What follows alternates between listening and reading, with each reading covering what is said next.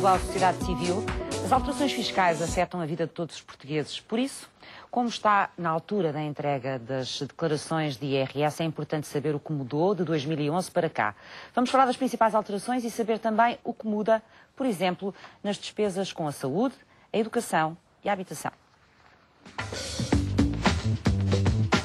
2013 é sinónimo de corte nas despesas. Com a aprovação do Orçamento do Estado para 2012, algumas mudanças vieram incomodar os portugueses que se preocupam agora com a entrega do IRS. Há então que ter em conta alguns aspectos fulcrais. Até 2011, a dedução das despesas de saúde e de educação, por exemplo, tinham limites próprios independentemente do rendimento do contribuinte. Já em 2012, passaram a existir limites máximos para o conjunto das deduções. A partir de agora, quanto mais elevados forem os rendimentos do agregado, menos despesas poderão ser deduzidas. Por enquanto, ainda existem 8 escalões. Nos 2 primeiros não há limite dedutível, mas a partir do 3º escalão, que corresponde a um rendimento entre 7.410 e 18.375 euros, as deduções já estão limitadas aos 1.250 euros. Importa também referir que nos 2 últimos escalões não são permitidas quaisquer deduções. No que diz respeito à saúde, houve alterações. Até 2011 era possível deduzir 30% das despesas, ao passo que em 2012 esse valor passou para os 10%, com um limite máximo de 838,44 euros. O limite é aumentado em 125,77 euros por cada dependente, mas apenas se o agregado familiar tiver 3 ou mais filhos e todos com despesas de saúde. Quanto à educação, estas ficaram imunes aos cortes. A dedução à coleta mantém-se nos 30% com um máximo de 760 euros. A esse valor, acrescem mais 142 euros por dependente para os agregados com mais de 3 filhos. A compra de casa própria também sofreu alguns cortes. Quem tem crédito à habitação deixa de poder deduzir os encargos com a amortização do capital. Só passa a ser possível a dedução dos juros e a percentagem dedutível desce de 30% para 15%. E esta dedução será gradualmente reduzida até desaparecer por completo em 2016. Ora, vejamos, em 2012 é possível deduzir 591 euros, em 2013 apenas 75% desse montante será dedutível, em 2014 chegará aos 50% e em 2015 a 25%.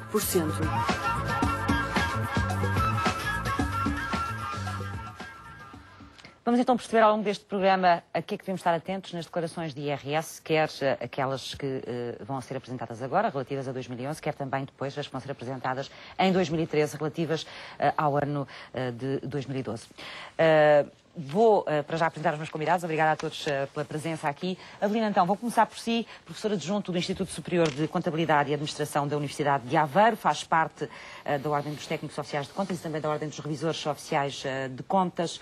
Vamos começar por perceber um pouco o que é este imposto, o IRS, um imposto que está inscrito na Constituição. O que é que este imposto deve ser, segundo a nossa Constituição? Bom, segundo a Constituição, deverá ser e é, de facto, um imposto sobre o rendimento do pessoal e, segundo a Constituição, deverá visar a diminuição das desigualdades e deverá ser único e progressivo.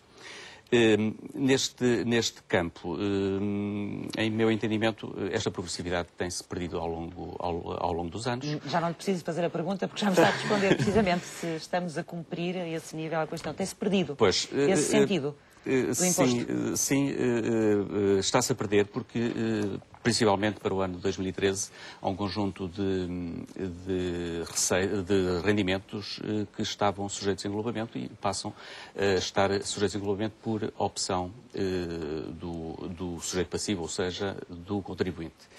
Por outro lado, temos também depois, além da Constituição, temos também uma lei, que é a Lei Geral Tributária, que é a trave mestra. Que é a base, não é, do nosso sistema fiscal. Que é a base do nosso sistema fiscal, que recomenda também um conjunto de regras e lei quer dizer que foi emanada da Assembleia da República. Os nossos representantes fizeram-na em devido tempo e uma das características que está patente nessa Lei Geral Tributária, nomeadamente no seu artigo 7º, é que a tributação deverá favorecer o emprego, a formação do aforro e o investimento socialmente relevante. É outra preocupação. é outra preocupação, no sentido de que estamos talvez numa zona demasiado cinzenta, ou até já fora desta pretensão do legislador, que foi a Assembleia da República, tendo em conta os desenvolvimentos que temos tido no espectro fiscal português. Portanto, os princípios que levaram à criação do IRS foram-se distorcendo, foram-se alterando ao longo do tempo. Sim, eu recordava que o IRS está em vigor desde 1 de janeiro de 1989. Até lá tínhamos impostos parcelares, separados por códigos, código de imposto profissional para os rendimentos do trabalho, código de imposto das mais-valias para as mais-valias, código do imposto de capitais para o imposto de capitais, código da contribuição predial, tudo separado com as suas taxas próprias. Esta característica de ser único e progressivo, de facto, iniciou-se em 1989, não é completamente impossível não haver progressividade. Está previsto na própria lei também que, sem prejuízo de eventuais medidas com caráter extrafiscal, essa progressividade poderá ser posta de parte e, desde o início, que em alguns tipos de rendimentos essa progressividade nunca existiu. O que tem acontecido nos últimos tempos é que essa não progressividade tem sido substancialmente alargada a certos tipos de rendimentos que estavam tributados de forma progressiva.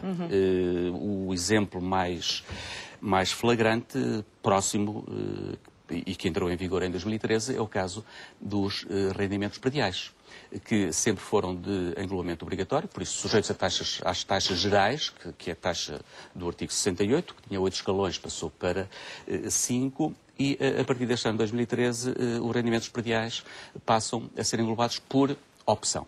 Ou seja, tem uma taxa de retenção na fonte de 25%, tem depois uma taxa especial de 28% e quem se sentir bem com a tributação em 28% certamente não irá englobar esses rendimentos. Ou seja, não irá contribuir nem para a progressividade, nem para ocupar os escalões que sejam superiores a isso. Quer dizer, vai permitir alguma gestão fiscal nesta área e há outros exemplos. Este é talvez mais próximo. Eu já vou apresentá-lo, porque senão não sabem quem fala, já lá vou chegar. E depois estão à vontade, como é óbvio, para irem interrompendo e para irem acrescentando coisas. A Susana Albuquerque, bem-vinda, estava a ouvir o Avelino e estava a assinar sim com a cabeça, é a secretária-geral da Associação de Instituições de Crédito Especializado. Concorda também que este imposto foi perdendo a sua natureza ao longo dos tempos, não é? Já percebi isso. Sim, concordo. E isso é uma questão, enfim, eu estou aqui a representação da Associação muito mais na vertente da educação financeira, não é? Não sou especialista em direito fiscal como o resto das pessoas à volta da mesa, mas mesmo do ponto de vista da educação financeira, as famílias sentem isso, ou seja, eu acho que para já importa explicar que esta ideia da progressividade era, à medida que eu ia ganhando mais, de acordo com um determinado número de escalões de rendimento, eu ia pagando mais. O que aconteceu quando se diminuíram os escalões e diminuiu a tal progressividade que tivemos aqui a falar, as pessoas não ganham mais e passaram a pagar menos, não é? Em muitos casos, porque por efeito desta diminuição de escalões, elas passaram a estarem num escalão com uma taxa de imposto mais elevada. Passaram a pagar mais. Passaram a pagar mais e a ter menos rendimento disponível, não é? E isso, obviamente, que é muito preocupante para as famílias, especialmente quando muitas delas diziam já não tinham margem para poupar ou para fazer sacrifícios, não é? E eu acho que é sob esse ponto de vista que nos preocupa esta diminuição. Portanto, o imposto com estas alterações pode de alguma forma criar algum sentimento de injustiça ou pode acrescentar algum sentimento de injustiça às famílias, é isso?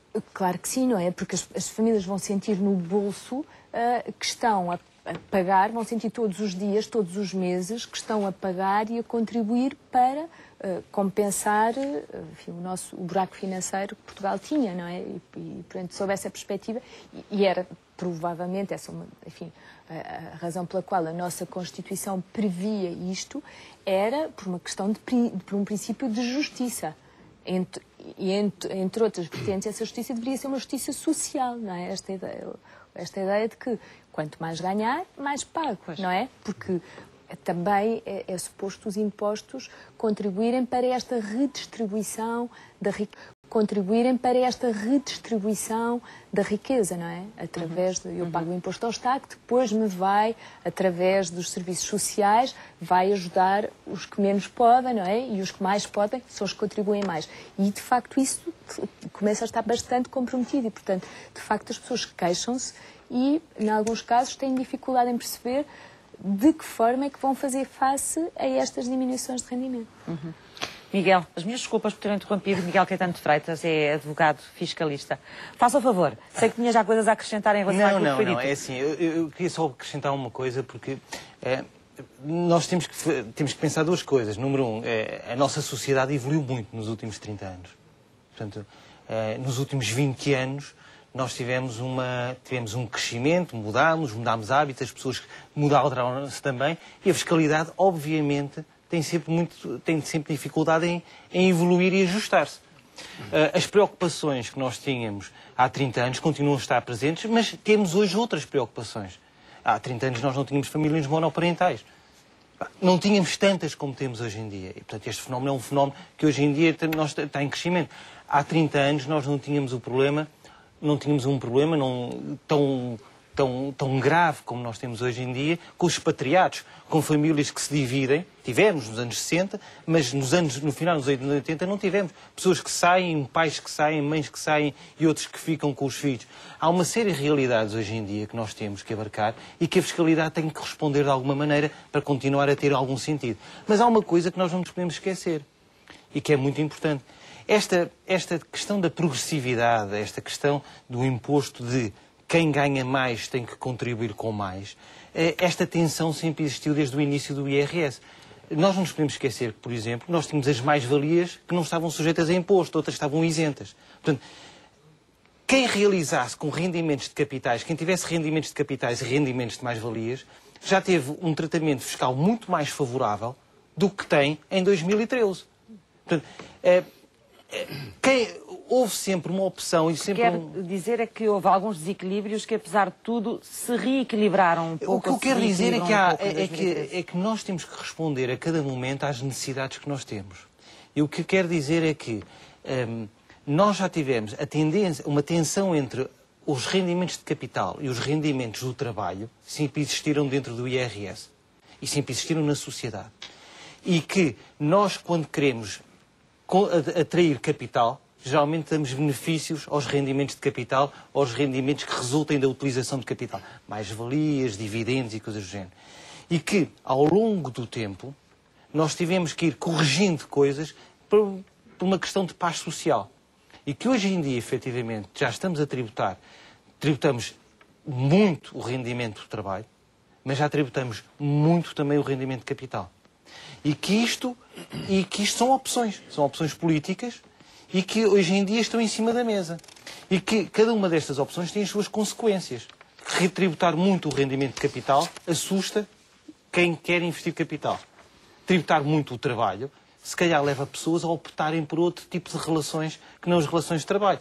Por exemplo, eu e a Susana temos tido muito essa discussão de vez em quando e que tem a ver com a nossa tendência de sociedade. Quando nós estamos a crescer cada vez mais em rede, em que as pessoas cada vez são mais autónomas, em que passamos a ser cada vez mais nómadas, se calhar, com esta tendência em nós tributarmos mais os rendimentos de trabalho, vamos ver as pessoas a fugirem para as franjas e a quererem ser tributadas como profissionais independentes. E ao serem tributados como profissionais independentes, já saem para uma lógica completamente diferente da lógica do rendimento do trabalho. Já têm uma fiscalidade diferente, sob o ponto de vista da segurança social, tem um tratamento diferente, sob o ponto de vista de deduções, de tributações e de deduções, tem um tratamento diferenciado.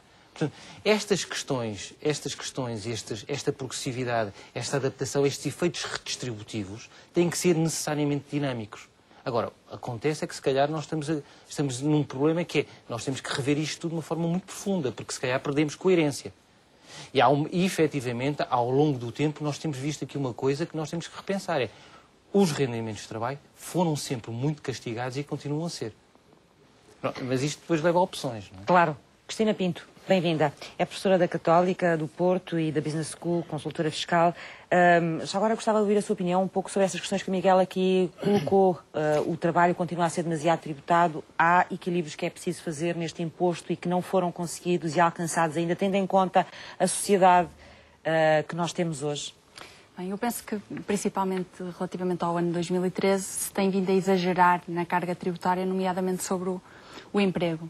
É de facto um imposto progressivo, mas nós chegamos a um ponto em que temos uma carga muito excessiva face aos outros tipos de rendimentos.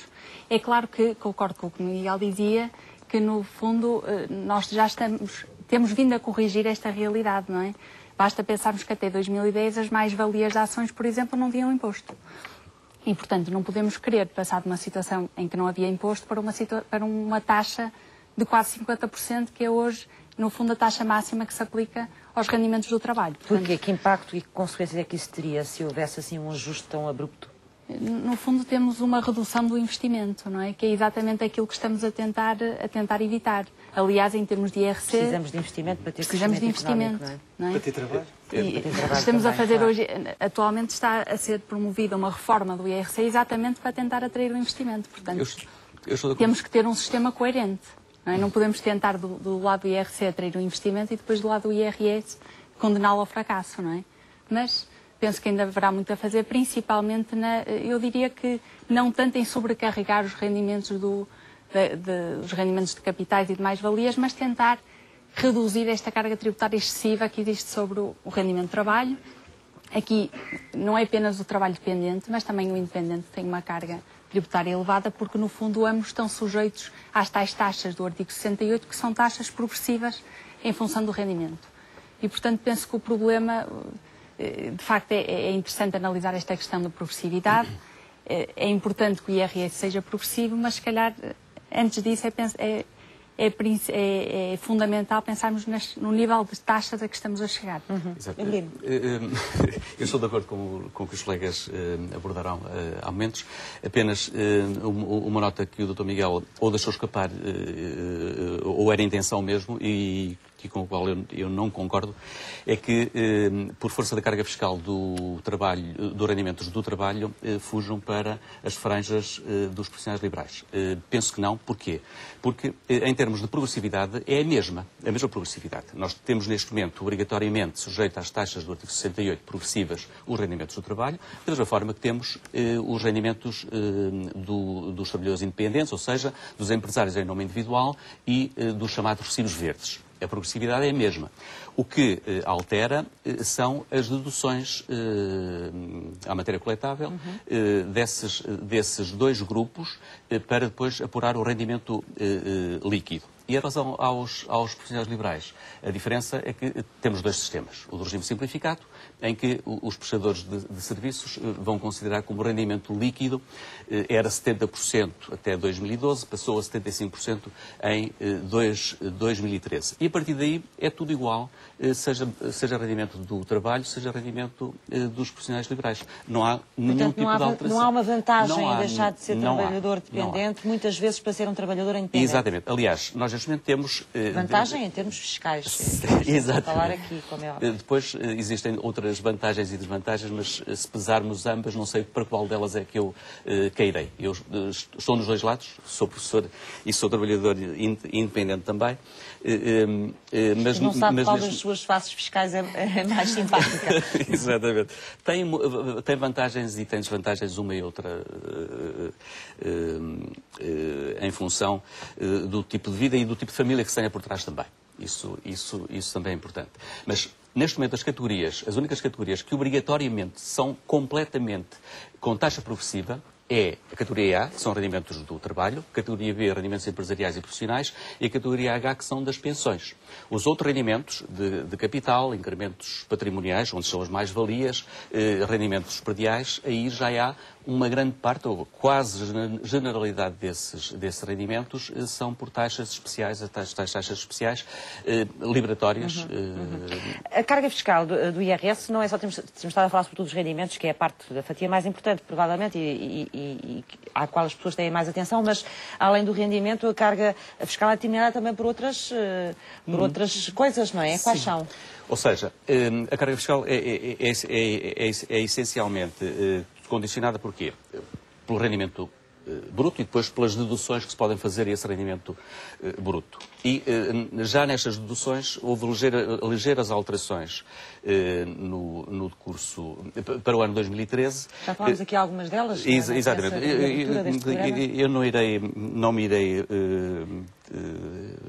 repetir, mas queria só acrescentar que aí não, mas podemos repetir, porque esta é a parte importante para as pessoas neste momento, é perceberem o que é que podem deduzir, não é? Muito bem. É sempre uma questão importante para quem tem que entregar as declarações de IRS. Por isso, em termos de apuramento do IRS, qual é a mecânica do IRS? Categoria A, rendimentos brutos, deduzem-se as deduções específicas dessa categoria e apura-se o rendimento líquido. Rendimento bruto da categoria A, da categoria B, deduzem-se as deduções específicas dessa categoria, que neste caso, da categoria B, são os tais rendimentos do trabalho empresarial e profissional, que se optar pelo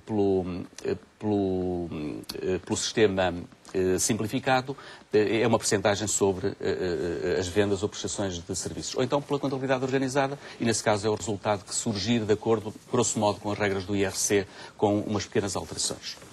Em relação aos rendimentos prediais, é o rendimento bruto deduzido dos encargos que se tenha com o prédio, nomeadamente o IMI, reparações e coisas desse género. Dos rendimentos capitais, normalmente não há grandes deduções. E das pensões, há depois uma redução genérica que existe depois de forma degressiva a partir das pensões na ordem dos 22.500. Há poucas alterações. Nomeadamente nos rendimentos da categoria A, para os sujeitos passivos que fazem parte do agregado familiar, ou seja, quem tem rendimentos, teve uma redução dessas deduções. Mas para os dependentes já houve um aumento dessas reduções. Quer dizer, houve aqui uma intenção clara, parece-me, de incentivar as famílias com maior número de dependentes. E essas reduções foram aumentadas, ou seja, andaram um pouco ao arrepio das deduções que foram genericamente reduzidas. Depois, apurados esses rendimentos líquidos, temos um somatório, que se chama rendimento tributável ou matéria coletável, e vamos ver em que escalão é que ficamos. E surge, por vezes, a noção de que as pessoas dizem, eu mudei de escalão. O mudar de escalão, as pessoas absorveram para elas que mudar de escalão quer dizer que todo o seu rendimento vai ser tributado pelo escalão superior. Não é assim. O rendimento é partido em fatias. A primeira fatia tem a taxa pequena, depois a outra fatia tem o escalão, tem o segundo escalão, a terceira fatia, terceiro escalão, e assim sucessivamente. Muda-se de escalão pelos rendimentos que vão subindo. Os que estão por baixo são sempre tributados à mesma taxa. Isso não muda. Estamos a falar dos rendimentos mais baixos, das pessoas com rendimentos mais baixos, é isso? Quaisquer deles. Vamos supor uma pessoa com rendimento... Mas depois há uma imensa classe média que vai subir de escalão. Porquê? Porque os escalões encolheram. Por isso, menor rendimento preenche os escalões mais altos. Ou seja, enquanto que há um ano eu atingia... Portanto, quem na prática pode não ter impacto são as pessoas que ganham muito pouco. Como? Quem na prática não tem impacto são as pessoas que ganham muito pouco. Que ganham muito pouco não tem impacto, de facto. Mas a partir de 7.000 e poucos euros já... há impacto. Anuais? Exatamente. E depois vai subindo. Enquanto que em 2012 se atingiu o escalão máximo, que era de 46,5%, nos 153.000 euros de rendimentos anuais, em 2013 atinge-se o escalão de 48% aos 80.000. Ou seja, o que está para baixo é tributado pelas fatias, o que estiver de para cima, tudo o que vier, terá essa tributação dos 48,5%. Depois ainda agravados com duas taxas, uma taxa dita de solidariedade, que varia entre 2,5% e 5%, e uma outra taxa que é a chamada sobretaxa, que é de 3,5%, que vai incidir sobre a totalidade dos rendimentos líquidos deduzidos do salário mínimo nacional anual. Essa sobretaxa também foi aplicada em 2012? Essa sobretaxa não foi aplicada em 2012. Só vai ser em 2013, não é? Foi aplicada em 2011, que foi quando houve aquela história dos do subsídio dos funcionários públicos, que lhes foi retirado a eles, e para os outros profissionais, nomeadamente trabalhadores por conta de outrem, mas não do Estado, e para os trabalhadores independentes, foi criada essa taxa de 3,5%. Taxa parou durante um ano, mas vai regressar, o que quer dizer que em 2014... Em 2013, rendimentos, perdão, 2014, rendimentos referente a 2013, vamos ter aí um duplo efeito. Primeiro, a minha percepção é que, para os rendimentos de 2012, declaração que está a ser neste momento entregue, a alteração não será muito substancial. Há alteração, e tenho vários ensaios que fiz, e de facto há aumento de tributação. Mas o aumento de tributação é brutal em 2013. Porquê? Porque acumula com todos os decréscimos das deduções e com todas as limitações que foram impostas às deduções, e acumula ainda com a sobretaxa que existiu em 2010, por isso subcarregou 2010, ao compararmos, perdão, que existiu em 2011, ao compararmos com 2012, o 2012 não cresce muito porque já não tem essa sobretaxa, claro, mas o 2013 irá crescer enormemente por força destes dois efeitos conjugados. Susana, já vamos continuar, vamos dar a volta para todos podermos contribuir um bocadinho. Susana, mantém-se a consignação de IRS, ou seja, a possibilidade de as pessoas doarem, não é? Uma parte 0,5% do... Isso mantém-se. É importante estarmos atentos a isso, perceber bem como é que isso funciona? Porque isso não tem custo para nós e é uma forma de nós podermos apoiar com uma parte do imposto, não é? Aquilo que será o nosso imposto, este 0,5%, podemos apoiar uma instituição qualquer. Portanto, eu diria que todos ganham, não é? Todos ganham neste sistema, e acho que vale a pena recordar isso. Porque às vezes as pessoas... É bom as pessoas perceberem o que é. Sim. E como é que podem usá-lo, se quiserem fazê-lo. Pronto, de duas uma. Ou as pessoas de facto entregam no balcão das finanças e entregam a declaração em papel, e aquilo que precisam de levar é o número de contribuinte da instituição que querem apoiar, não é? Ou fazem na internet e de novo precisam de ter o número de contribuinte, ou às vezes também se encontra na internet, ou mesmo, já vi em algumas repartições de finanças, sugestões em instituições que têm cuja lista que podem ser apoiadas por nós e que têm lista com os seus nomes e com os seus números de contribuintes. Portanto, é bom recordarmos que podemos fazer isso, porque às vezes as pessoas saltam aquele campo e não fazem essa consignação que pode, de facto,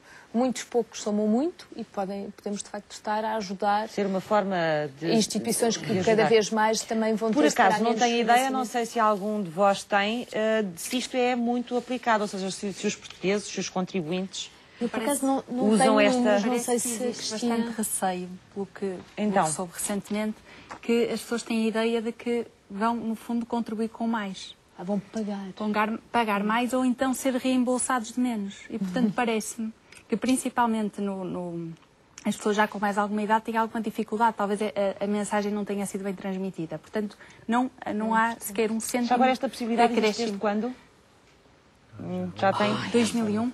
Não queria... Sim, à volta de 10 anos. Tem à volta de 10 anos. E, portanto, não é... Existe este receio, não parece que as pessoas não aplicam muito.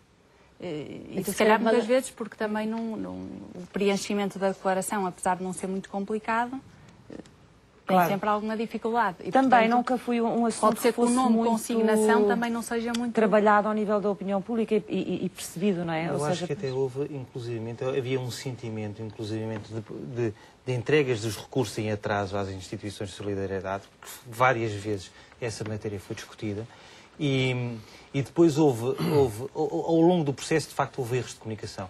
Inclusivamente, depois houve questões... tinham que ser sujeitos a IVA às entidades de solidariedade, e depois essa questão nem todas eram. E, portanto, houve uma série de percalços ao longo do tempo que desacreditou. Portanto, isto nunca foi bem trabalhado, mas é uma hipótese que as pessoas têm, que é o de, na prática, destinar uma pequena porcentagem, os tais 0,5% que a Susana falava, do seu imposto, com contribuinte para o Estado, e entregá-lo a uma instituição de solidariedade escolhida social, pelo contribuinte. Exatamente, mas que existe uma listagem no site da Administração Tributária, portanto, para quem quiser consultar, existe um site bastante extenso, com muitas páginas, de instituições, desde instituições religiosas até de solidariedade social, em que, no fundo, podemos escolher uma delas e entregar parte do 0,5% do IRS, no fundo, apenas preenchendo um quadro, que é o quadro 9 do anexo H da declaração, portanto é muito simples. As pessoas não tiveram a percepção de que esse 0,5% é o Estado que recebe menos, têm algumas a convicção de que esse 0,5% é a acrescentar à sua carga de IRS. E, de facto, eu penso que as instituições de solidariedade e todas aquelas que podem beneficiar disso tinham a obrigação de fazer alguma campanha nesse sentido. Precisamente para esclarecer as pessoas desta possibilidade, porque provavelmente muita gente estaria disponível se esta questão fosse clarificada e fosse transparente em fazê-lo, não é? Porque a questão é dizer, do IRS que eu entrego, 0,5% eu não quero que vá para o orçamento do Estado da despesa. Eu é que digo para onde vai. Ou seja, é exercer uma autoridade que tem sobre o dinheiro, o seu próprio dinheiro. Exatamente. É um direito, não é? Mas aquilo que o Miguel me estava a dizer é que, por parte da administração, também este processo nunca foi muito transparente e muito claro. Houve dificuldades na gestão própria do processo. E eu recordo-me que a questão da listagem é uma questão relativamente recente. Sim. Não surgiu porque houve uma série de entidades que não se qualificavam. Depois houve problemas também numa lógica. Eu recordo-me que isto não tenho tão presente assim, mas houve problemas não só na qualificação das entidades, mas também houve alguns requisitos adicionais que não estavam previstos inicialmente. E, portanto, isto descredibilizou. Mas já lá vão 10 anos. Este processo agora isso foi ultrapassado, não foi? Acreditamos que sim agora, mas eu recordo-me também há 2 ou 3 anos as entidades diziam que as verbas eram entregues muito atrasadamente. Portanto, é assim, este processo não tem sido gerido de uma forma que se calhar, acaba pelo menos por não dar para cá a para fora, confiança suficiente ao contribuinte para ele fazer essa opção. Deixe-me dizer só uma coisa, é assim, o IRS, eu tenho uma visão do IRS que ao longo destes tempos, e com estas preocupações todas em nós termos que buscar, os compromissos políticos que se vão constituindo ao longo do tempo, isto tem de alguma forma desvirtuado algumas coisas no IRS e tem de alguma forma também o fio condutor inicial perderam-se coisas. E o IRS hoje em dia é assim, há ou uma manta de retalhos ou um queijo suíço ou qualquer coisa assim, e que depois aquilo é difícil de gerir. E tem muitas partes ocultas. Ainda há bocado estávamos a falar de uma situação que eu achava engraçada que se coloca hoje em dia. Só uma questão. Eu não tenho para mim tão claro a questão dos rendimentos do trabalho, dos rendimentos dos independentes ou dos profissionais liberais. Que seja exatamente a mesma coisa. Efetivamente, o facto de nós estarem os dois sujeitos a uma taxa progressiva, parece-me a mim que o facto de uns poderem deduzir determinados custos e os outros não o poderem fazer, obviamente podemos dizer, bom, a quem está a trabalhar por conta de ontem não tem esses mesmos custos, mas hoje em dia, como as relações de trabalho estão constituídas, em que as pessoas assumem uma série de investimentos enquanto trabalhadores, não sei se o facto de estar a trabalhar e eu não poder deduzir determinados custos e o facto de eu ter uma relação que não é uma relação laboral e ser um profissional liberal e poder deduzir esses custos, se isto não me desvirtua efetivamente, não me permite que eu, enquanto profissional liberal, em determinadas circunstâncias, possa ter uma vantagem relativamente a um profissional dependente. Vamos seguir duas coisas, se me permite. O regime simplificado, em que, no caso da prestação de serviços, é considerado como rendimento líquido 75% de valor. Certo. Porque eu, logo à cabeça, tenho uma presunção de custo. Exatamente, pronto. Tenho 25% de presunção de custo. Exatamente. Que serão para pagar a renda, serão para pagar a luz, a empregada, o que quer que seja. Se é muito ou pouco, é discutível. E aqui, de facto, é aleatório. Pronto. É aleatório, não. É factual. São 25%, se é mais ou não. Mas isso só funciona para rendimentos de produtos até 150 mil euros. A partir daí, tem de optar pelo regime da contabilidade organizada. Ou optar antes dos 150. E em relação, ou seja, e no caso do regime simplificado, é indiferente ter ou não documentos de despesa. Não, é 75% do ponto final. Não é isso que nós... Se for o regime da contabilidade organizada, há uma disposição no Código, e que a Administração Fiscal está muito atenta a ela, que diz que só se podem deduzir despesas que sejam imprescindíveis para a manutenção da fonte produtora ou para a angariação do rendimento. Por isso, não vamos dizer que são todas as despesas ou quaisquer despesas entram. Não, obrigatoriamente para a manutenção da fonte produtora ou para a obtenção de rendimento. Não vamos não, a questão que se coloca é o seguinte, efetivamente há uma faculdade... que é muito interessante. porque é às vezes nos detalhes que está tal a diferença de escolher e as opções que se podem ter a nível do IRS.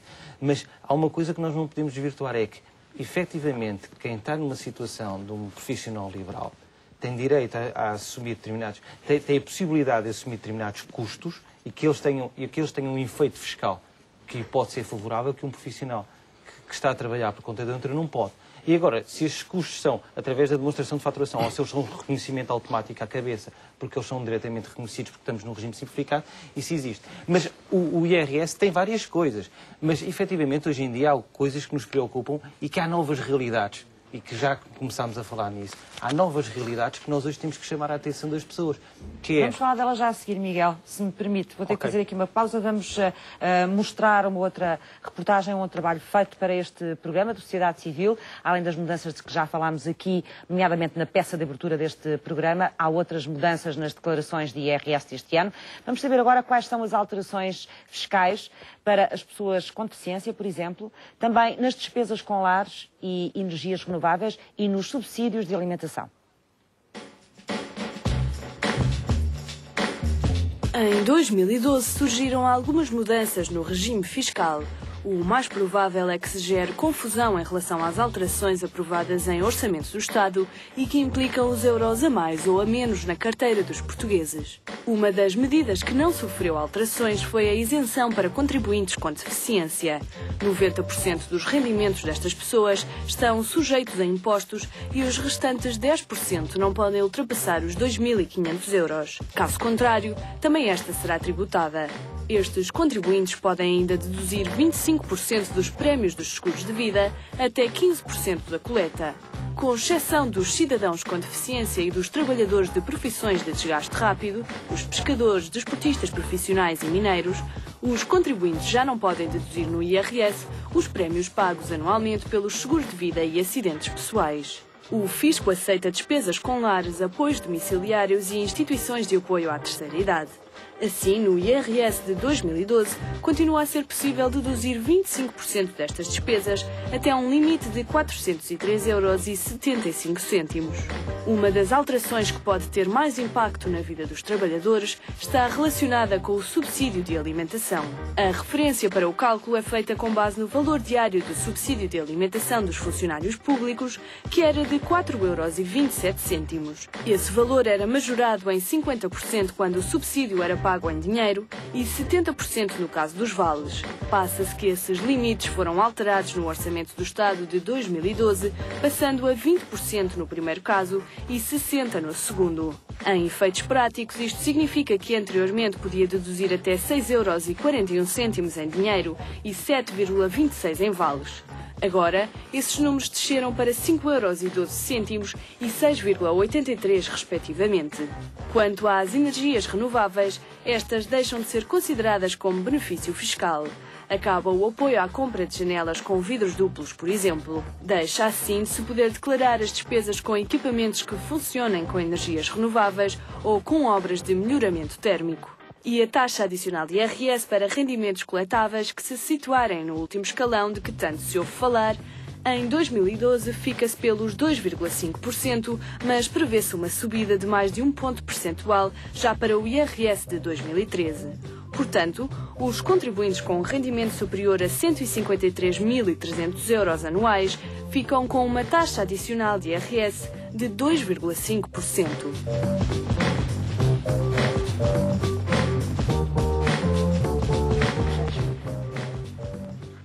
Estamos de regresso, vamos aproveitar, depois desta peça e destes esclarecimentos que tivemos aqui, através dela, para colocar também questões de dois espectadores que foram colocadas na página do Facebook do Sociedade Civil. Um deles é Jorge Silva, que diz que é trabalhador dependente, mas que fez um trabalho em outubro de 2012, sobre o qual passou um recibo verde. A questão dele é quando é que terá que entregar a declaração, pelo facto de fazer este trabalho. Não sei, talvez a Cristina nos possa ajudar. Portanto, só para recapitular os prazos, para quem tiver apenas rendimentos da categoria A e H, que é rendimentos do trabalho dependente e pensões, poderá entregar em papel, agora já durante o mês de março, ou através da internet no mês de abril. Para quem tiver rendimentos, que é o caso desse telespectador, portanto, rendimentos da categoria B, porque se passam um recibo verde, tem então rendimentos do trabalho independente, terá que entregar já a declaração numa altura diferente. Se quiser seja só um recibo, como é o caso aqui. Sim, porque no fundo o que interessa é a qualificação dos rendimentos e não tem apenas, seja grande ou seja pequeno valor, não tem apenas rendimentos da categoria A e H. E, portanto, tem que entregar na segunda fase, digamos assim, do IRS. E, portanto, poderá entregar em papel, se assim o desejarem, em abril, ou então em maio, através da internet. Muito bem. Vou colocar outra questão também, que nos foi posta pela espectadora Maria Dias.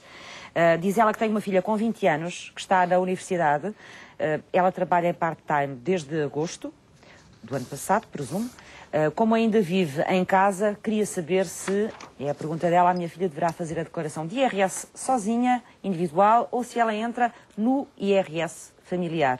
Essa é uma das questões. E as despesas da faculdade também, assim como o aluguer do quarto, em que declaração devem ser colocadas? Na dela ou na familiar, consoante a resposta da primeira pergunta. Penso que a Cristina conseguiu perceber qual era a situação. Sim, exatamente. Portanto, está em causa um contribuinte que tem um filho, não é? Que já não é menor, portanto, se fosse menor não havia dúvida de que incluía como dependente. Sendo maior, temos que ver aqui, à partida, o filho é apto para o trabalho, portanto, não tem qualquer tipo de deficiência. Se bem que a dúvida desta espectadora, penso também que passava pelo facto de ela ainda residir em casa dos pais. E, portanto, não sendo menor, não estando inapto para o trabalho, o que nós temos que ver é se, no fundo, temos que ver um outro tipo de questão. Primeiro temos que ver se o filho tem até 25 anos, neste caso tem, se frequenta o nível de ensino 11º, 12º ano, ensino médio ou superior, que neste caso parece que também se verifica, e desde que receba menos do que a retribuição mínima mensal garantida, aí é que vai ter que ver os valores que recebe, poderá incluir como dependente no IRS dos pais. Retribuição mínima mensal garantida é? 485. Acho que é mais fácil assim. Exatamente. Portanto, se tiver até este valor, resumindo, se for maior de idade, se tiver até 25 anos, pode ser incluído no IRS dos pais, desde que frequente o nível de ensino que referi, e desde que tenha até a tal retribuição mínima mensal garantida, os 485 euros. Mas também pode fazer em separado, se quiser. Também poderá fazer. Tem vantagens ou desvantagens numa outra situação? E é uma questão de se fazer... Tem que se fazer contas? Tem que se fazer uma simulação, que poderá utilizar-se o próprio sítio da administração tributária.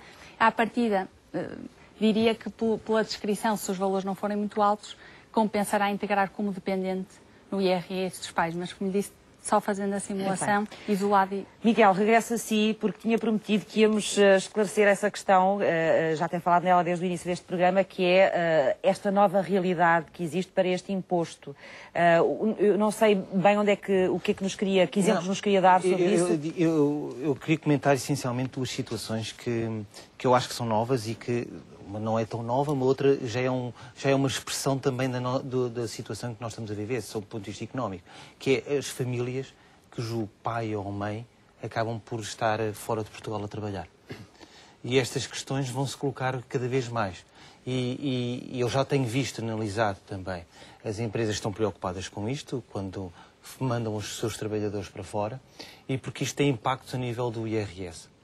Tem impactos porque, se ficar o centro da vida familiar em Portugal, Portugal pode tentar atrair o rendimento e tributar o rendimento todo em Portugal. E, como tal, alguém que trabalha fora de Portugal, de repente, vê-se na contingência de pagar impostos em dois países. Portanto, há uma série de questões que devem ser ponderadas e devem ser pensadas quando as pessoas dão estes passos e devem deixar a sua situação fiscal perfeitamente resolvida. Mas eu estou a dizer isto, mas também estou a falar com famílias que saem. Famílias que saem e deixam rendimentos em Portugal ou tiveram parte dos seus rendimentos obtidos em Portugal no momento da saída. E estas questões todas têm que ser devidamente ponderadas e têm que ser devidamente expressas também nas declarações de rendimentos. Esta é uma das realidades que parece-me que é importante nós chamarmos a atenção das pessoas. Pois isto também acaba por ter impacto noutros tipos de rendimentos também. Toda a lógica dos impostos acessórios, dos rendimentos depois resultantes das vendas dos prédios e das casas e das heranças. É um assunto extremamente controverso no plano fiscal, e que é importante que nós começarmos a chamar a atenção das pessoas. É controverso, mas não tem regras definidas pelas quais as pessoas dizer, por possam exemplo, guiar? é assim, a nível do IRS, há uma série de regras. Há um modelo da OCDE, em que uma convenção modelo da OCDE, cujas estas questões e estas matérias estão estudadas, e Portugal tem uma série de convenções contra a dupla tributação, e nós, em regra, conseguimos determinar qual é o país da residência, qual é o país onde nós podemos afetar os rendimentos. Acontece que o que eu tenho notado enquanto advogado é que as pessoas, no momento de saída, ou vão desesperadas, ou estão cansadas, ou então a última coisa que se preocupam é efetivamente em resolver a sua questão fiscal. E a questão e nós temos uma lógica em Portugal em que as pessoas são tributadas no centro da sua vida familiar. E agora imaginemos que temos uma família em Portugal e a mãe sai e fica o pai com um filho, e de repente a mãe vem cá 2 em 2 meses a Portugal, mas efetivamente continua a ter a sua conta bancária em Portugal, não fez nada, não se esforçou, não pensou, efetivamente o seu rendimento está todo fora de Portugal, mas não tratou das coisas como deviam de ser. E efetivamente o seu rendimento estando todo fora de Portugal, ela estando separada de Portugal, estando distante, pode haver uma prerrogativa que o rendimento só seja tributado no estado da fonte, onde ela esteja.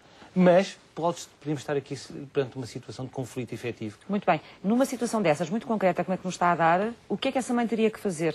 Ou deveria ter feito antes de sair? Olha, a minha questão é assim, que nós estamos perante uma situação de separação, não é?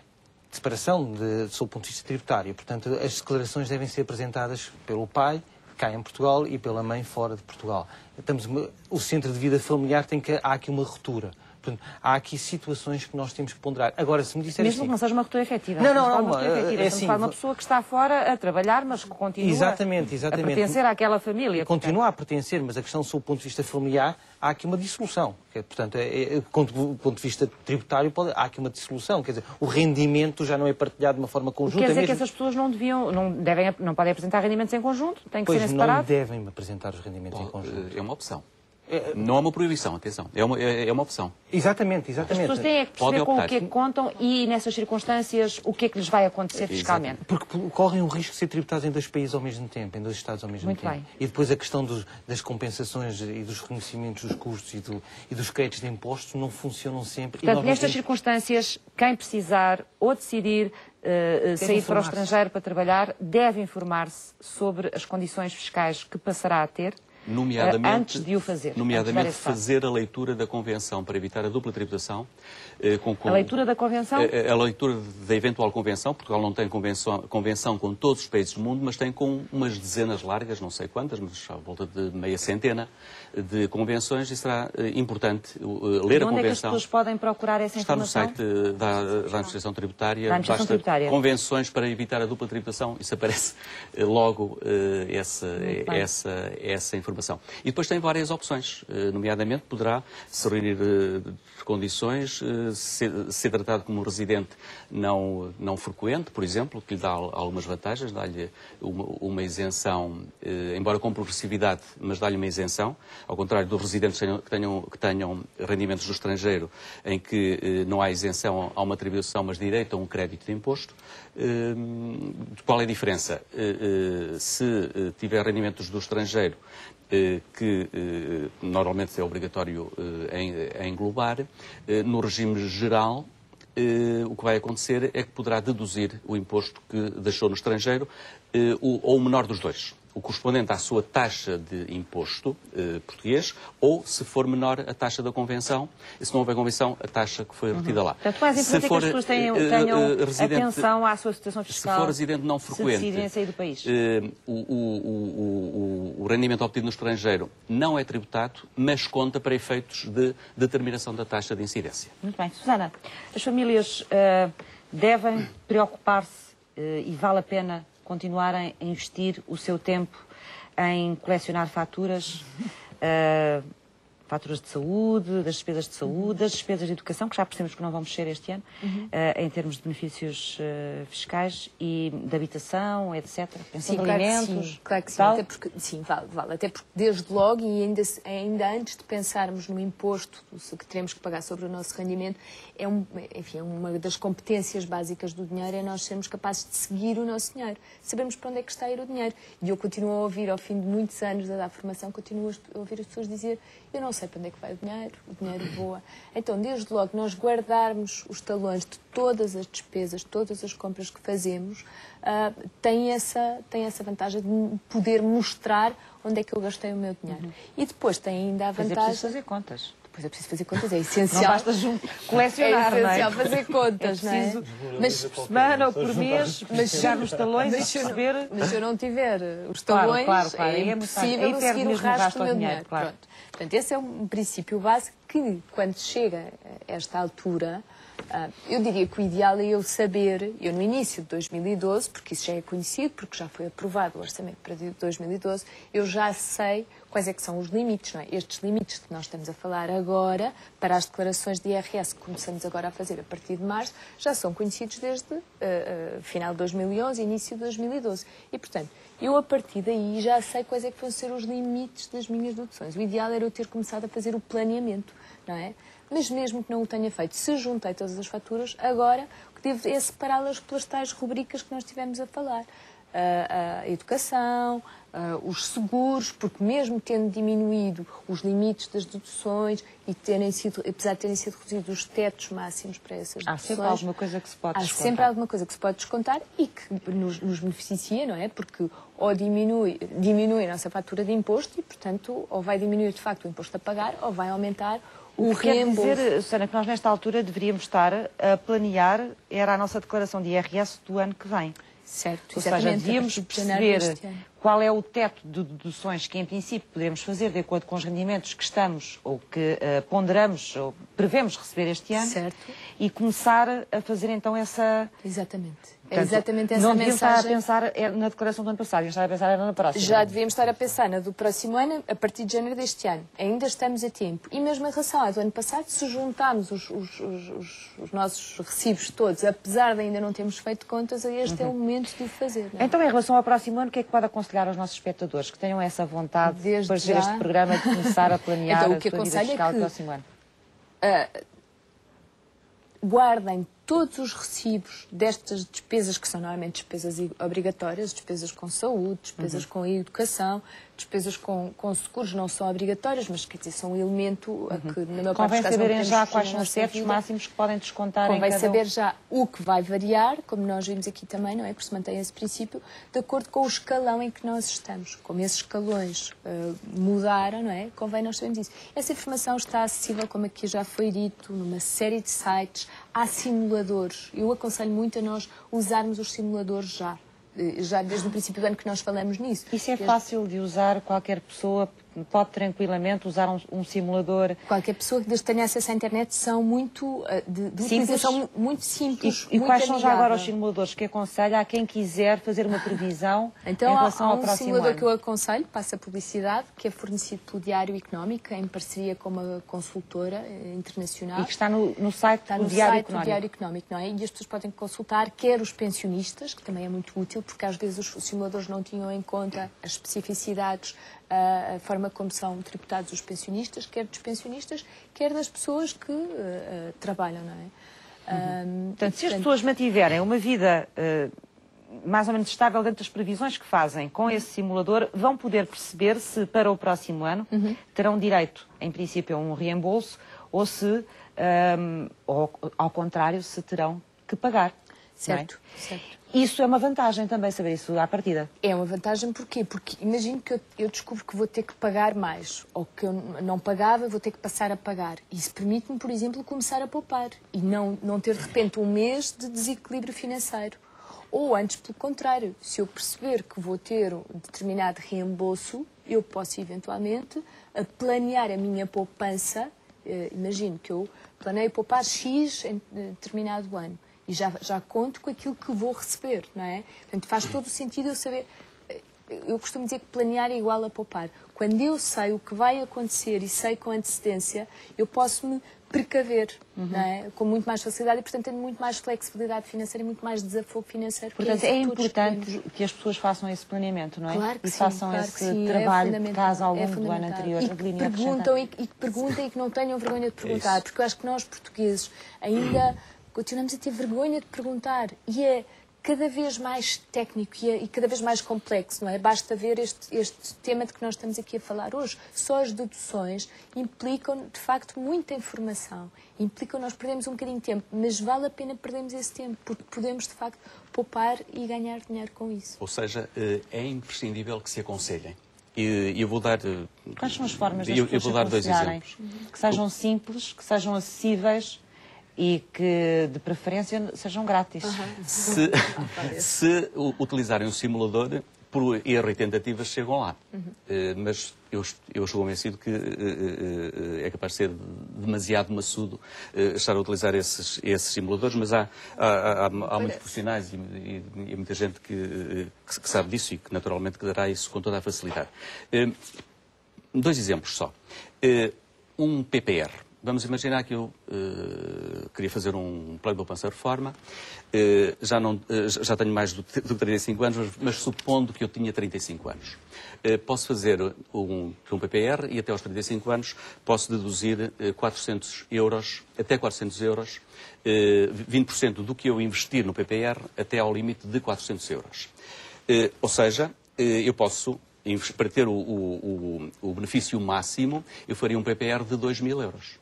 Simplesmente, isso é o que está nos limites dos PPRs. Simplesmente, esse PPR enquadra-se num outro conjunto de limites, que é os limites dos benefícios fiscais.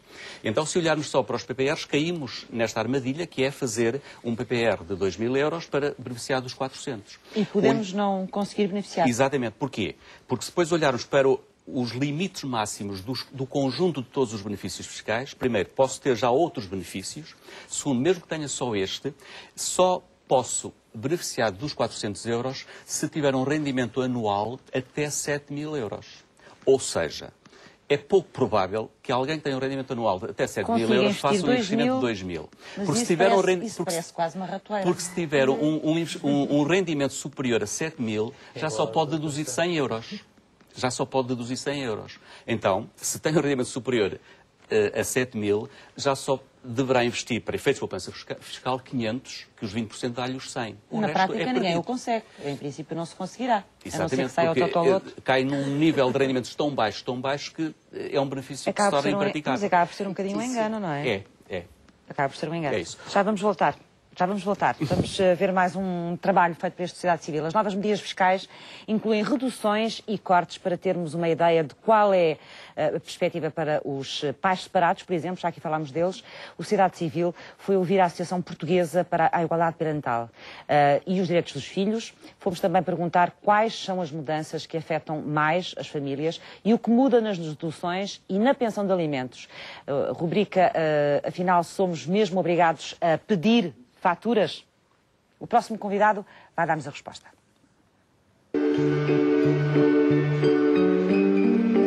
No que diz respeito ao fisco, as questões da tutela partilhada podem ser complicadas. Com a entrada em vigor de uma nova legislação relativa ao IRS, algumas famílias têm necessidade de ver esclarecidas algumas dúvidas. A Associação Portuguesa para a Igualdade Parental e Direito dos Filhos defendeu a alteração fiscal na matéria da guarda partilhada, portanto vê com bons olhos a mudança que se verifica em 2013. Isto é uma evolução bastante positiva. No entanto, o que acontece é de que, por um lado, avançam nesta matéria, mas recuam, ou se quisermos, fazem cortes significativos na esmagadora maioria dos progenitores. Se anteriormente o limite mensal máximo da pensão de alimentos que era possível deduzir no IRS correspondia a cerca de 1.048 euros, esse valor passou para os 419,22. Mas esta não é a única alteração a afetar os pais separados ou divorciados. Permitir a ambos os progenitores deduzir 50% das despesas, essencialmente com saúde e educação, e mais algumas, mas estas são o grosso ou o mais importante nas despesas do menor. E, portanto, no passado apenas um progenitor poderia deduzir. E isso causava injustiças porque fazia com que tivesse que haver pelo menos um diálogo com os progenitores e passavam alguns custos que tinham de ser só imputados a um progenitor. Isso significa que, se estivermos a falar de 500 euros em despesas de educação, 250 pode ser incluído, portanto, induções à coleta por parte de um progenitor e os outros 250 do outro progenitor. Ricardo Simões considera que estas medidas são justas e ajudam a diminuir as desigualdades parentais. No entanto, acredita que existem outras áreas a necessitar de revisão. Isto é uma pequena mudança positiva, porque em tudo o resto tem-se assistido nos últimos 3 anos uma falta de apoio do Estado relativamente às famílias e, em particular, as famílias divorciadas e separadas, que são as que mais estão a ser afetadas com a crise. Além desta questão fiscal, estamos a falar do IRS, basta pensar na redução dos benefícios sociais, o abono de família. Por exemplo, passámos em 3 anos de cerca de 1.800.000 beneficiários para apenas 1 milhão. Sem falar do valor que é atribuído por cada criança, reduziu-se drasticamente. Temos que ver isto, que nesta última década houve um investimento significativo no apoio à família e nos últimos 3 anos estamos a ver um desinvestimento muito rápido, muito acelerado de apoio à família, e nesta situação de crise, mesmo que não havendo tanta disponibilidade financeira, podia-se pensar, e já há algumas tentativas nesse sentido, de uma política mais integrada dos diferentes ministérios, dos diferentes serviços públicos, das diferentes organizações da sociedade civil, para que esse trabalho em conjunto beneficie a população de uma forma geral. De acordo com Ricardo Simões, a integração de políticas e de modelos de apoio às famílias e a criação de uma legislação mais justa para aqueles que se encontram numa situação económica menos favorável deve ser o caminho a seguir.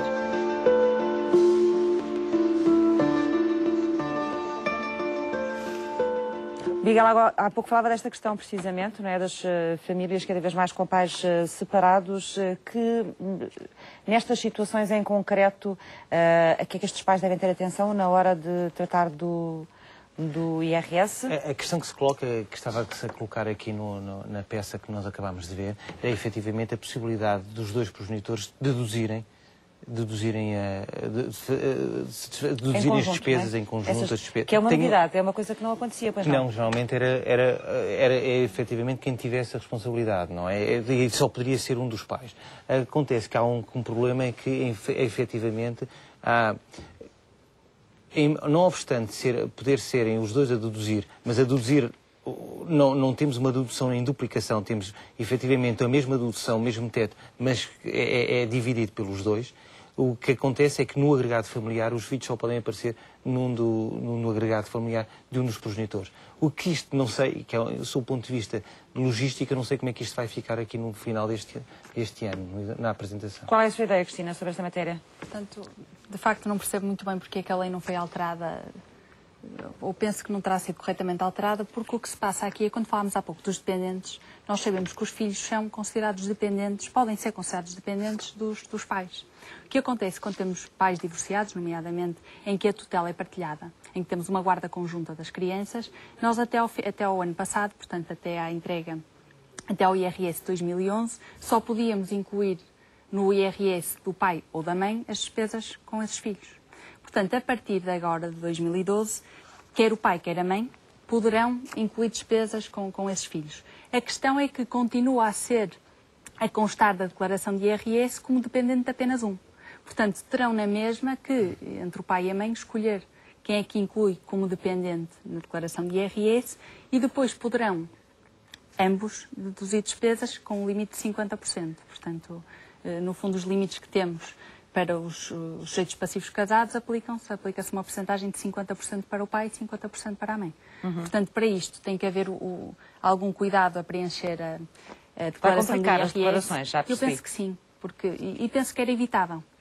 Poderia constar como dependente dos dois, sendo indicado que estava em guarda conjunta. Portanto, no fundo, o que vai acontecer é que o pai ou a mãe, um deles apenas, inscreve como dependente, mas depois, ainda na folha de rosto da declaração modelo 3, é indicado exatamente que há uma situação destas, de guarda conjunta. E, portanto, indica-se o contribuinte do dependente, o contribuinte do outro cônjuge, portanto, do pai ou da mãe, e a partir daí já é possível deduzir de 50% das despesas, mas curiosamente continua apenas a poder constar como dependente de um deles. Pode criar... Há um aspecto muito engraçado e que se calhar, sob o ponto de vista histórico, é engraçado e que se devia ter tomado atenção quando se aprovou esta medida, que é a questão da separação e da possibilidade das pessoas, dos cônjuges apresentarem as declarações em separado, separação sob o ponto de vista fiscal, teve origens, efetivamente, no período do divórcio, em que as pessoas não se conseguiam entender. Houve aqui um pragmatismo, efetivamente, do Estado, em que disse assim, bom, para evitarmos o atraso nas apresentações das declarações de rendimentos, vamos permitir que cada um dos cônjuges apresente uma declaração de rendimentos, em separado. E isto foi o que teve na base da separação porque originalmente não havia esta medida. Ora bem, agora, porque as pessoas não se falam, estão numa situação de conflito ou têm dificuldades de diálogo. Claro. E a questão é a seguinte, esta situação, tal como está prevista, pode criar situações, outra vez, de conflito entre ex-cônjuges. Quem é que vai declarar o quê? Porque e como isto é que isto vai ser obrigar feito? sempre a um entendimento prévio ou não? E sem implicações práticas em termos da arrecadação de imposto. Imagino Portanto, seria daí eu dizer que é evitável. E quando é em momentos diferentes, não é? Um apresenta agora, outro apresenta porque é liberal e apresenta mais tarde. Qual foi a medida que tu não podes apresentar tudo, eu vou apresentar parte? E mesmo as próprias finanças, depois como é que vão gerir essas situações? Vão ter que cruzar as declarações? Eu penso que serão de cruzamento automático. Há outras situações que podem levantar dúvida, nomeadamente em relação àquilo que constitui um agregado familiar, porque muitas das declarações de IRS não são entregues em nome individual, são entregues em nome de um agregado familiar. Temos, há pouco Miguel falava da questão de pessoas que vão para o estrangeiro, mas também temos cada vez mais a situação de pessoas que passam a ter em casa os mais velhos, não é? Por dificuldades de pagar os lares, etc. Como é que essas pessoas vão ser integradas em termos de declaração de IRS no agregado familiar? Aí pode haver mudanças. A que é preciso estar atento, Cristina? Portanto, aí eu se calhar ia só um ponto prévio ao falar do agregado familiar, que é na questão das uniões de facto, e há pouco do que Miguel tinha falado, a questão dos sujeitos passivos casados. Portanto, de acordo com o nosso sistema, nós não entregamos declarações individuais, entregamos com a base do agregado familiar. E no caso de casamento, independentemente do regime de separação de bens ou não que os cônjuges tenham, têm que entregar uma declaração em conjunta. Portanto, apesar de poderem ter o património separado, têm que entregar uma declaração de rendimentos em conjunto. É obrigatório. Contrariamente ao que acontece com as pessoas que estão em união de facto. Que podem optar por uma situação ou outra, não é? Que podem optar. E, portanto, também nesta matéria, penso que era importante fazer uma chamada de atenção, porque faz sentido pessoas que estejam nestas condições têm apenas que ter, no fundo, o mesmo domicílio fiscal há pelo menos 2 anos, poderão fazer uma simulação para ver o que é que será mais compensatório em termos de imposto a pagar. Se entregarem a declaração separada, se entregar a declaração em conjunta. O que cria, mais uma vez, aqui uma desigualdade entre, neste caso, a favor dos unidos de facto, prejudicando aqueles que estão casados. Portanto, já é uma questão que tem sido apontada desde há muitos anos, mas que continua a não ter alteração.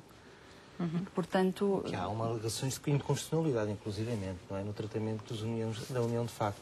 Porque há a exigência, efetivamente, da morada em conjunto. Eu tive várias situações, clientes nossos, que acabaram por, a meio da vida em conjunto, acabaram por mudar de casa. E num caso concreto, eu recordo-me que a mulher não mudou o sujeito passivo não mudou de residência. E quando foram para a nova casa, já tinham um filho de 12 anos ou 13 anos, e quando foram para a nova casa, o pai tinha mudado, porque de facto estava a trabalhar, a mãe não tinha mudado. Então perderam o benefício da apresentação da declaração da união de facto. O que foi dramático, porque estávamos a falar de uma senhora que não trabalhava e que efeitos, sob o ponto de vista de efeitos que podiam ter o splitting na divisão do rendimento e beneficiar de taxas mais baixas, exatamente por apresentarem o rendimento em conjunto, acabaram por sofrer, sob o ponto de vista fiscal, um castigo enorme. E, efetivamente, sob o ponto de vista constitucional, esta questão é muito controversa. Mas estava-lhe a perguntar, que eu penso que é importante para muita gente perceber como é que pode gerir também nas declarações que vão ser entregues este ano e as que vão ser entregues para o próximo ano, pessoas dependentes que não sejam propriamente os filhos, nomeadamente pais, Portanto, pessoas com mais idade que até agora muitas vezes estavam noutras circunstâncias, mas que agora estão dentro de casa, não é? Se a situação é a mesma ou se há outro tipo de benefícios ou outro tipo de situação fiscal para as pessoas. Portanto, no fundo não pertencem ao mesmo agregado familiar, mas na prática vai dar ao mesmo porque é possível que um casal considere deduções ao imposto a pagar quando tenham, por exemplo, os ascendentes, os pais, a viver consigo e desde que os pais tenham rendimentos baixos. E portanto, podem, inclusive, apresentar as despesas com lares, por exemplo, despesas de saúde, por exemplo, despesas de saúde podem ser incorporadas no agregado familiar onde são considerados como dependentes. No que respeita à união de facto, penso que de facto há um problema, eventualmente, de inconstitucionalidade, mas os casados têm menos opções. Ou seja, eu, casado, sou obrigado a apresentar a minha declaração em conjunto, ponto final. Com uma pequena exceção que não está depois no conceito do agregado familiar, mas que está no conceito de residência, em que um dos cônjuges, se fizer prova de que não existe nenhum elemento de conexão entre os rendimentos principais da sua atividade e o território português, pode optar por apresentar separadamente esses rendimentos. Mas já não é pela via do agregado familiar, é pela via do conceito de residência que está contida no... Bom, outra questão que podem se fazer às famílias também é perceber como é que se faz em relação a declarações de pessoas que, entretanto, tenham falecido, não é? E que não chegam a apresentar esta declaração. Que tipo de obrigação é que existe aí, nomeadamente para pessoas que sejam descendentes? Portanto, nomeadamente para pessoas que sejam descendentes? Portanto, se tivermos perante o caso de alguém que tenha falecido durante o ano passado, se fosse casado, a obrigação de entrega da declaração mantém-se, mas quem tem que fazer a entrega é, no fundo, o cônjuge sobrevive, portanto, o marido ou a mulher, consoante o caso.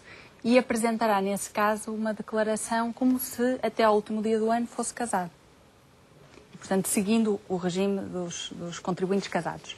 Se estivermos a falar de alguém que não era casado, a obrigação de entrega da declaração mantém-se, portanto, tem sempre que ser entregue a declaração do IRS, mas aí já não, naturalmente, pelo cônjuge, mas sim pelo cabeça de casal da herança. Portanto, poderá ser, como referiu o filho, não é? Mas há sempre essa obrigação, não é? Sempre essa obrigação. Tem que ser cumprida. Tem que ser cumprida. Susana, os reformados têm uma situação um bocadinho diferente também este ano, não é? Pelo menos aqueles que têm pensão acima dos 293 euros. O que é que vai acontecer com estas pessoas? Vão ter que passar a entregar a declaração de IRS, mesmo que não tenham outros rendimentos além da pensão, não é? O que não acontecia. E isso, aliás, nós temos assistido nos últimos dias notícias, há uma série, e estão a formar-se grupos na sociedade civil de reformados que contestam não só esta medida, mas muitas outras medidas, não é? Porque foi agravada a tributação dos reformados, o que também poderá pôr em causa alguns dos princípios e das expectativas que legalmente deveriam ser protegidas de quem já trabalhou e descontou uma vida inteira e de repente, enfim, vê a sua situação financeira francamente diminuída em alguns casos. Não é? Portanto, mas... Estamos a falar de pessoas que provavelmente há vários anos não entregam declaração de IRS. Sim, ainda provavelmente pessoas que estão um bocadinho afastadas já desta realidade. Estamos a falar de pessoas com bastante idade, a maior parte das vezes. Sim, com rendimentos muito baixos, o que, de acordo com as estatísticas que nós conhecemos, também pode indicar níveis de literacia e de literacia financeira baixos, portanto poderão ter dificuldades. E quem é que vai cuidar dos casos dessas pessoas se não houver familiares por perto? Eu acho que já existem redes de apoio informais, não é? E aquilo que temos vindo a assistir nos últimos anos é que as juntas de freguesia assumem um papel de apoio já na prática. Portanto, eu acredito que este ano vão ser sobrecarregadas porque vão ter muito mais contribuintes, muito mais pessoas das suas áreas a pedir-lhes ajuda, não é? Mas acredito nem sequer penso que há uma ideia de que universo é este. Quantas pessoas estaremos a falar aqui reformados com estes valores, com a pensão acima dos 293 euros por mês? Há uma ideia? São largos dinheiros, mas eu não consigo precisar. Eu vi esses números, mas não... Sim, eu vi também há algum tempo. Sei que num bairro fiscal de Lisboa há dias fez-se essa contagem e andava num bairro fiscal cerca de 20 mil pessoas. Ou seja, era uma porcentagem muito elevada, porque a maior parte das pensões são baixas e foram surpreendidas. Depois, como agravante, é que, de facto, essas pessoas não vão contribuir em nada para o orçamento do Estado, a não ser que não cumpram com essa obrigação. E o não cumprimento... Porquê é que não vão contribuir? porque não vão pagar IRS, estão abaixo de todas as isenções. O próprio código do IRS prevê um mínimo de existência que anda na ordem dos 6.000 e poucos euros. Qual é o interesse então da entrega desta declaração? Presumo eu que seja para cruzar informações. Não vejo outro interesse. Simplesmente, o não cumprimento dará lugar a uma coima que, se não estou a erro, anda à volta de uma centena de euros, que para pessoas já debilitadas é muito significativo. Se calhar não seria mau que ou as juntas de freguesia ou outras instituições alertassem, fizessem uma campanha e fizessem uma campanha de sensibilização que o facto de entregarem a declaração não lhes diminui as pensões, não lhes aumenta a tributação, mas evita-lhes uma coima que, em alguns casos, poderá ser significativa. É uma questão que interessa a todos, não só a estas pessoas, mas a todos, que é, devemos entregar as declarações dentro dos prazos, certo? O que é que nos pode acontecer se não o fizermos? Temos uma coima, não é? Coima que, Cristina, se a declaração for entregue nos primeiros 30 dias após a data limite, a coima será a partir de 25 euros. Portanto, e a partir daí vai subindo, consoante o atraso na entrega da declaração.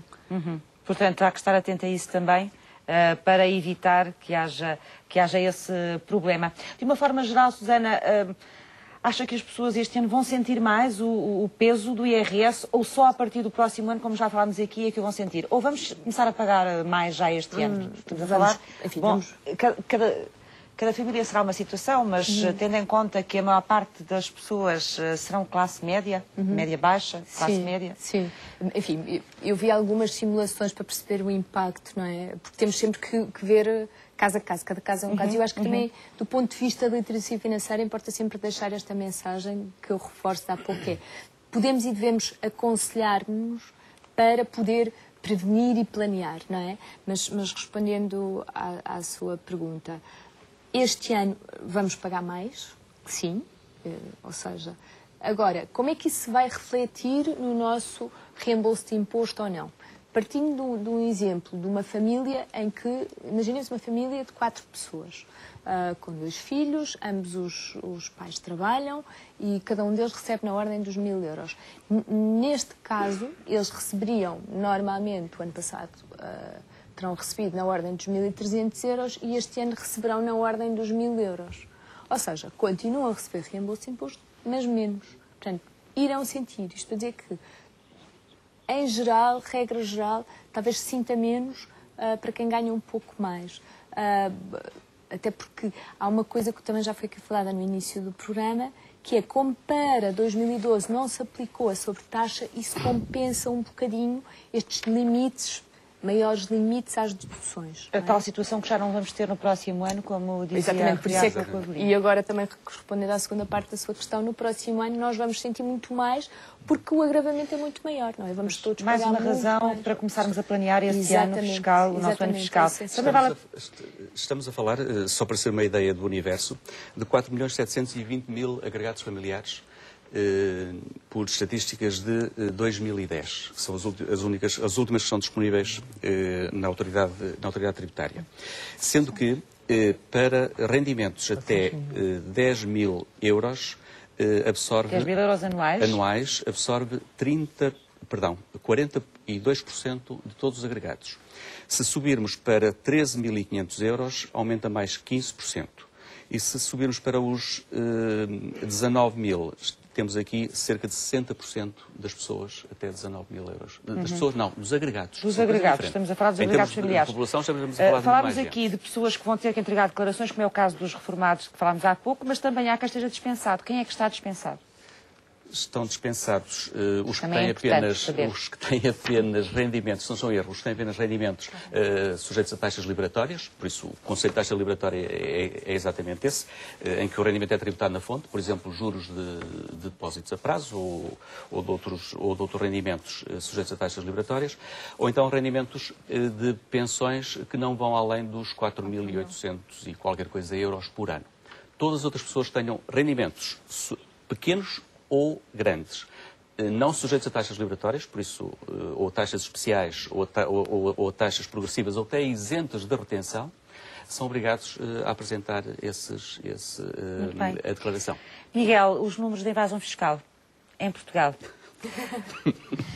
estamos melhores a esse nível ou não? Continuamos a ter preocupações a esse nível? Eu vou dizer uma coisa, assim, Há medidas de combate à evasão fiscal, tem sido uma preocupação brutal nos últimos anos. É importante esta questão aqui, não é? É fundamental, até porque quando nós temos um sentimento de injustiça, é fundamental falarmos em evasão fiscal. É porque, efetivamente, o que corre e o que as pessoas sentem, o que as pessoas veem, é que eu pago, mas há uns que não pagam. Quem pode, foge. Há um sentimento controverso. Nós, há coisa de 2 ou 3 anos, têm-se reforçado as medidas contra a evasão fiscal. E neste ano nós temos esta questão das faturas, não é? E esta informação das faturas, e esta informação mensal da faturação relativamente a todo o mecanismo e todo o sistema de informação que foi criado e montado para que os agentes económicos consigam informar a administração fiscal on time relativamente ao que estão a fazer e relativamente aos serviços e mercadorias que venderam, isto obriga automaticamente a um maior controle. E há mais informação para ter mais controle sob o ponto de vista das transações que estão a ser realizadas. Mas não temos aí um esforço muito grande a fazer nessa área, não é? Não, vamos lá ver uma coisa. É assim, o que nós estamos a notar cada vez mais, claro que o esforço existe, até porque, obviamente, quanto mais as pessoas tiverem menos dinheiro, mais tensão vai haver para as pessoas não declararem rendimentos ou para haver um aumento de uma economia informal. O que acontece é que, neste momento, parece-me que é muito mais difícil de haver uma economia informal do que nós tínhamos há uns anos atrás ou há uns meses atrás, precisamente por causa deste aumento brutal de controle da faturação. Vamos ter que ficar por aqui, por agora pelo menos. Afinal, somos mesmo obrigados a pedir faturas? O próximo convidado vai dar-nos a resposta.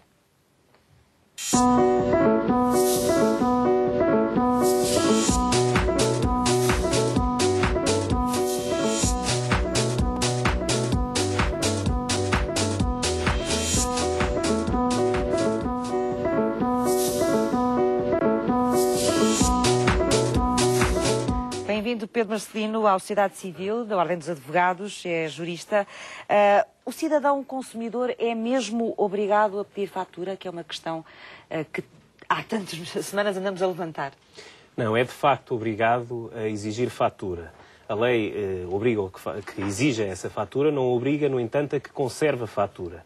Inclusivamente, se não o fizer, poderá ser sancionado com uma coima de 75 a 2.000 euros. Se não o fizer, portanto, só se no ato da compra estiver um fiscal ao lado e detectar a não exigência da fatura, porque o contribuinte não é obrigado a conservá-la. A conservá-la. Quer dizer que eu, depois de comprar qualquer coisa, pedindo a fatura, posso pegar nela e ainda dentro da loja meter no caixote de lixo e sair? Precisamente, sem qualquer outra consequência. Isso tem alguma vantagem para o cidadão perceber? Tem.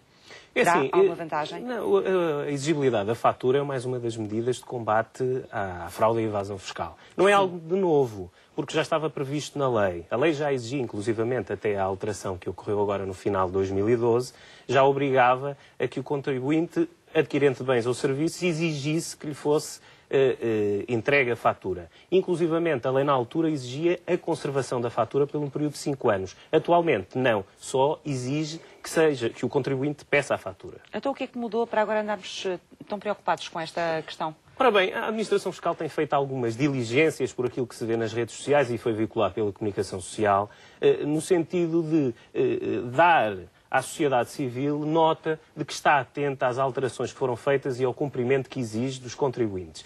Tudo bem, como sabemos, houve este aumento de impostos em Portugal e, portanto, é uma tentativa de reforçar esse controle, dando notoriamente a sensação de que está a agir. Muito bem. Portanto, somos obrigados a pedir fatura. Somos obrigados a dar um número de contribuinte para essa fatura? Ora bem, não. Que é um pedido que nos fazem muitas vezes também? Não. Quando nos perguntam se queremos o número de contribuinte é para outros efeitos. Isso tem a ver para o efeito de que o contribuinte pode entender que pretende a fatura, guardá-la, sendo que... para as declarações de IRS, por exemplo? Mas só para determinadas despesas que faça. Porquê? Porque não vale para todos os tipos de despesas. Claro. Só despesas relacionadas com cabeleireiros, com reparações de automóveis e de motociclos e ainda com despesas de restauração. Aí existe um benefício fiscal que foi agora este ano criado, que permite ao contribuinte consumidor final deduzir 5% do IVA que suporte nessas despesas. Portanto, nessas circunstâncias vale a pena dar o número de contribuinte e ter a fatura com o número de contribuinte? O vale a pena é relativo. Porquê? Porque o benefício, para poder ser obtido, exige um nível de despesa extremamente elevado. Nós temos um limite de 250 euros, que é o máximo de dedução permitido. Ora bem, para isso, perceba, estamos a falar de 5% do IVA que esteja nesses... Ora bem, estamos a falar de despesas na ordem dos 20 e muitos mil euros. Só com 20 e muitos mil euros conseguiria alguém deduzir os 250 euros de benefício fiscal. Portanto, na prática, nem aí vale a pena dar o número de contribuinte. É assim, na prática vale para aqueles contribuintes que entendam ter essa dedução, mas é uma dedução difícil de obter. Portanto, como disse, esta obrigação já estava prevista na lei, não é? Precisamente. E como é que ela se justifica? Porque é que ela é importante? Ora bem, ela é importante como medida de controle. Já anteriormente a Administração Fiscal utilizava esta exigência para controlar e inspecionar alguns contribuintes. Ela existiu e foi utilizada muito para o controle daqueles setores de promoção de eventos, em que havia casamentos, batizados, em que a Administração Fiscal contactava noivos ou pessoas que tinham realizado lá os eventos e solicitava-lhes o comprovativo dos pagamentos que efetuaram, de forma a poder controlar a faturação por essas entidades. Também a nível dos prestadores de serviços. Há alguns anos atrás não era invulgar a Administração Fiscal ir para a porta das instalações de alguns prestadores de serviços, designadamente prestadores de serviços médicos, em que iria solicitar ao cliente que saía que lhe exibisse o documento, porque tal era exigido. E, portanto, esta medida acaba por ser uma medida na mesma linha. É claro que é uma medida polémica e coloca-se a questão se, de facto, o cidadão deve estar aqui ao serviço da Administração Fiscal. Ora bem, é um dever de cidadania de todos nós procurarmos que os impostos sejam pagos por todos. E, portanto, é nessa medida e é por esse motivo que existe esta exigibilidade. Muito bem. Como é óbvio, os operadores económicos, esses também são obrigados a pagar faturas, a passar as faturas sempre, não é? São. A questão é polémica porque há regras diferentes dependendo do tipo de imposto que estejamos a falar. Sim. Para efeitos de IVA, sim, há operadores económicos que estão dispensados da emissão de fatura. São aqueles que tenham um volume de vendas ou prestações de serviços inferiores a 10 mil euros e que não possam deduzir o imposto, ou ainda aqueles que pratiquem exclusivamente operações isentas. Mas, para efeitos de IRS e de IRC, são sempre obrigados a emitir fatura ou recibo, que hoje em dia assume uma designação diferente de fatura-recibo. Portanto, são sempre obrigados a emitir englobar os dois termos. Pedro Marcelino, muito obrigada a si e à Ordem dos Advogados por ter cá vindo à sociedade civil deixar-nos estes esclarecimentos que foram preciosos. Obrigada. Obrigado, Otávio. Iniciativas dos parceiros do Sociedade Civil para os próximos dias. Vamos vê-las, elas vêm aí na agenda.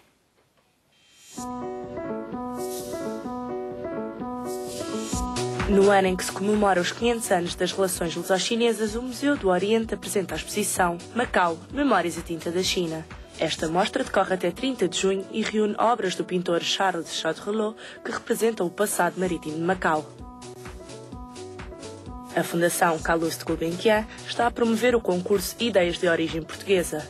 As candidaturas podem ser submetidas até 31 de março e pretendem premiar equipas que contenham pelo menos um português ou luso-descendente e que desenvolvam um projeto nas áreas do ambiente e sustentabilidade, diálogo intercultural, envelhecimento e inclusão social. Saiba mais em faz.com.pt. O Oceanário de Lisboa é palco da maior e mais original iniciativa sobre o mar português com o ciclo Conversas Voxmar. Até outubro, mais de 30 oradores de diferentes áreas participam deste projeto que pretende dar ao país uma nova imagem dos nossos mares. No encontro de amanhã, vamos descobrir de que forma é que o mar pode servir de inspiração na criação de cultura. Com o ciclo Cinema na Reitoria, que decorre no Salão Nobre da Universidade de Lisboa, todas as quintas-feiras, vai poder ver alguns dos filmes mais importantes sobre a Grande Depressão dos anos 30 e a crise atual. As sessões de entrada gratuita começam às 18 horas e decorrem até 16 de maio. A plataforma portuguesa das ONGD promove o curso de Direitos Humanos entre Princípios e Práticas. Esta formação avançada pretende que os participantes adquiram competências através da exposição de temas contemporâneos e transculturais. Os encontros começam amanhã e decorrem até 9 de maio na sede da instituição em Lisboa.